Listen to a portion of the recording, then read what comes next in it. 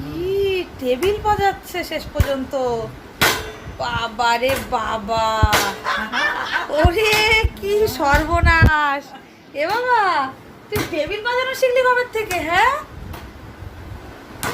কি সাংঘাতিক। দেখো মাসি, দেখেছো কেমন টেবিল বাজাচ্ছে, দেখো। ওরে বাবা, বড় লোকের মতো হাবভাব না? হ্যাঁ বাবা, ওই যেখানেই পায় ওরকম বাজাবে, শুধু বাজাবে।